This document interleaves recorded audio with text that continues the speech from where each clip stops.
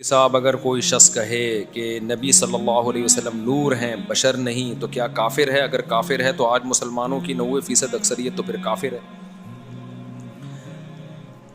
اگر کوئی شخص کہتا ہے کہ نبی صلی اللہ علیہ وسلم نور ہیں تو آپ ان سے پوچھیں اس کا مطلب کیا ہے۔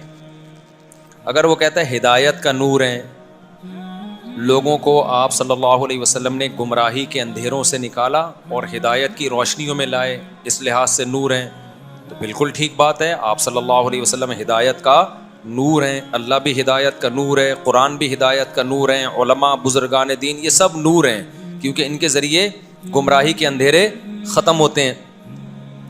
اور اگر وہ یہ کہہ رہے کہ نہیں آپ انسان نہیں تھے، بشر نہیں تھے، وہ نور ہیں جو فرشتے ہوتے ہیں نا، فرشتے نور کے بنے ہوئے ہیں نا، فرشتے کس کے بنے ہوئے ہیں؟ نور کے، تو پھر وہ اسلام سے خارج ہے، کیونکہ قرآن میں ایک جگہ نہیں بہت سارے مقامات پر اللہ نے کہہ دیا قل انما انا بشر مثلکم، اے نبی ان سے کہہ دیجئے میں تو تمہاری طرح کا ایک انسان ہوں، یوحا الیہ، فرق مجھ میں اور تم میں کیا ہے؟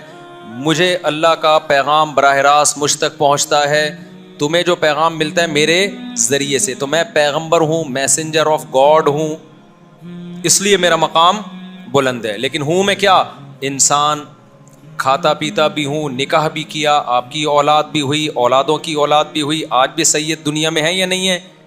تو وہ بشر نور ہیں یا بشر ہیں؟ وہ سارے سید، سارے انسان ہیں نا۔ تو جب وہ انسان ہیں تو ان کے نانا بھی کیا تھے؟ انسان تھے۔ تو اس لیے 2 اور 2 4 کی طرح یہ واضح بات ہے، اس میں کوئی ٹینشن کی بات نہیں۔ سائے کا مسئلہ حدیث سے ثابت ہے، آپ صلی اللہ علیہ وسلم کا سایہ تھا۔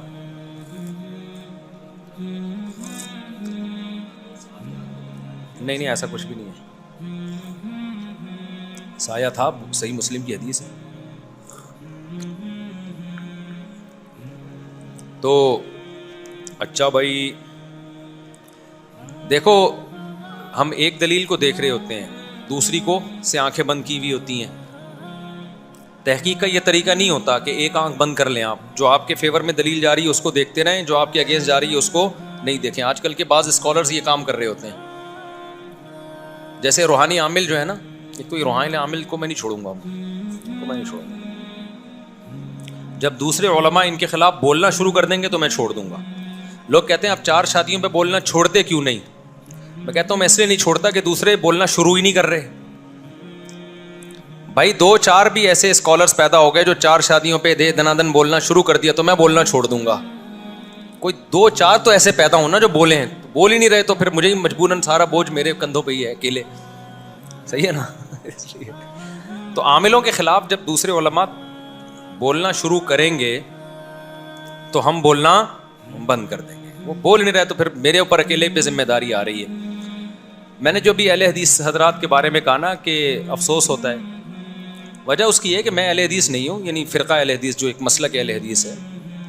امام ابو حنیفہ اصل میں اہل حدیث تھے، قرآن و حدیث کو فالو کیا انہوں نے، تو جو امام ابو حنیفہ کو فالو کرتا ہے وہ اہل حدیث ہی ہے، سمجھتے ہو؟ وہ کیا ہے؟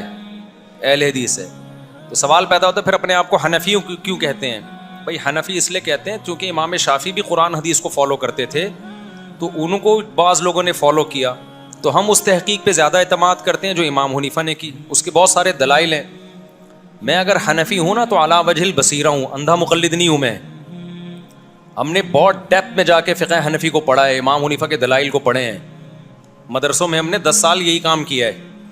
امام شافعی کے دلائل بھی پڑھے، امام مالک کے بھی پڑھے، امام احمد کے بھی پڑھے رحمہ اللہ، اہل حدیثوں کے بھی پڑھے ہیں، تو بہت گہرائی میں جا کے۔ تو علی وجہ البصیرہ ہمیں امام ابو حنیفہ کا منہج وہ قرآن و سنت کے عین مطابق نظر آیا ہمیں، باقیوں پہ ہمیں اعتراض نہیں کرتے، وجہ اس کی ہے کہ اختلاف اجتہادی ہے، اس لیے برحق ہم امام شافعی کو بھی سمجھتے ہیں، امام مالک کو بھی سمجھتے ہیں۔ تو ہمارا منہج اہل حدیث والا منہج نہیں ہے۔ اہل حدیث کا منہج یہ ہے کہ ہر آدمی ڈائریکٹ قرآن حدیث میں ریسرچ کرے، چاہے اس میں صلاحیت ہو یا نہ ہو، یہ غلط ہے۔ اس سے امت شتر بے مہار یعنی بے لگام اونٹ کی طرح ہو جائے گی، اکائیاں پیدا ہونا شروع ہو جائیں گی، کوئی وہ فتویٰ دے رہا ہے، کوئی یہ دے رہا ہے۔ تو اس لیے امت کو کسی دھارے میں لانا پڑے گا آپ کو، تو جس پر میں 20 دفعہ بیان کر چکا ہوں کہ اس کے بغیر امت جڑے گی نہیں اور ٹوٹ جائے گی۔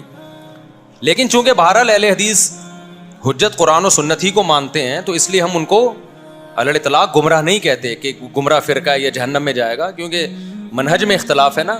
بیسک تو سب کی ایک ہی ہے، قرآن حدیث اجماع بیسک ایک ہی ہے. تو منہج اس منہج جو انہوں نے اختیار کیا ہے نا کہ ہر آدمی ڈائریکٹ قرآن و سنت کو فالو کرے، یہ منہج خطرناک ہے. ہر آدمی کسی مجتہد کی رہنمائی میں کرے گا تو صحیح طرح چلے گا، ورنہ یہ غامدیت اور اس طرح کے فرقے قرآن و سنت کا لیبل لگا کے یہ پھیلتے چلے جائیں گے، ٹوٹتی چلی جائے گی امت. تبھی تو خود اہل حدیثوں میں کتنے ٹکڑے ہو چکے ہیں، ہر شخص کا یہ دعویٰ ہے. لیکن بہرحال ان کا جو بیس ہے وہ قرآن و سنت ہی ہے، اس لیے ہم ان کو اہل سنت والجماعت میں داخل سمجھتے ہیں، گمراہ نہیں سمجھتے، اہل سنت والجماعت سے خارج نہیں سمجھتے، بشرطے کہ معتدل ہو. ہاں اس ٹریک پہ چلنا امت کے لیے ڈینجرس ضرور ہے، تو ہم یہ بات ان کو سمجھاتے ہیں. جس کی سمجھ میں آتا ہے ٹھیک ہے، نہیں آئے تو پولیس میں تو ہم ہے نہیں کہ ڈنڈے کے زور سے کسی کو سمجھائیں. لیکن اتنی بات ضرور ہے کہ میں بار بار کہتا ہوں، ہمارا اہل حدیث سے اس اختلاف کے باوجود چند خوبیاں ہیں جس کا ہمیں اعتراف کر لینا چاہیے. ان میں بدعتوں کا ریشو کم ہے، میں یہ نہیں کہہ رہا نہیں ہے لیکن کم ہے. دوسرا ان میں خوبی یہ تھی کہ ان میں روحانی ڈرامے باز نہیں ہوتے تھے، رقیہ والے. اب چند خوبیاں تھیں، اگر وہ خوبی بھی ختم ہو جائے گی تو یار تمہارے پاس تو یہ اہم چند خوبیاں تھیں، اگر وہ بھی ختم ہو جائیں گی تو بچے گا کیا؟ تو اگر ان میں بھی بدعتیں آنا شروع ہو جائیں، یعنی ہمیں ایک چیز ان میں اچھی لگتی ہے کہ عام طور پر بدعتیں ان میں نہیں ہوتی. یہ ربیع الاول ہو گیا، 11ویں ہو گئی، 12ویں شریف ہو گئی، اور بہت سارے اور بھی میں بہت ساری باتیں کروں گا تو بہت سے لوگ ناراض بھی ہو جائیں گے کہ اچھا یہ بھی بدعت ہے، اچھا یہ بھی بدعت ہے، حالانکہ وہ ہے بدعت ہے. ٹھیک ہے. تو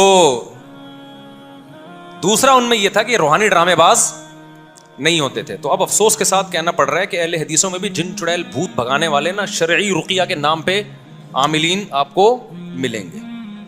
اس پہ افسوس ہو رہا تھا کہ بھائی اہل حدیثوں سے گزارش ہے کہ یہ تو ختم کرو یار، اچھا نہیں لگتا نا. ایک طرف قرآن حدیث، دوسری طرف ڈرامے باز بٹھایا ہوا ہے، وہ جا کے لوگوں کو قرآن حدیث کا لیبل لگا کے چڑیلے بھگا رہا ہے. صحابہ کے دور کے کسی مشہور عامل کا نام بتاؤ آپ. بھائی مدینہ میں کوئی ایسا عامل تھا جس کے پاس صحابہ جن چڑیل بھوت بھگوانے جایا کرتے تھے؟ میرا خیال تھا. جزاک اللہ بھائی. اب پی سکتے ہو، ویسے بچی نہیں، میں آپ کے لیے منگوا دوں گا بعد میں. تو کوئی مشہور قوال تھا صحابہ کے دور میں، قوالی کہتے ہیں نا، سنت ہے یا اسلامی وہ ہے. تو صحابہ کے دور کے کسی مشہور قوال کا نام جانتے ہیں آپ؟ نہیں ہے نا، اس کا مطلب قوالی اسلام میں نہیں ہے، یہی مطلب ہوا نا. تو صحابہ کے دور میں بھی آپ کو کہ روحانی علاج والے، نبی صلی اللہ علیہ وسلم پہ جادو ہوا تھا تو اللہ نے سورہ فلق سورہ ناس نازل کر کے کفایت کر دی کہ بس یہ پڑھ لیا کرو. تو خیر، اس لیے اہل حدیث حضرات کو چاہیے عاملوں کو بھگائیں.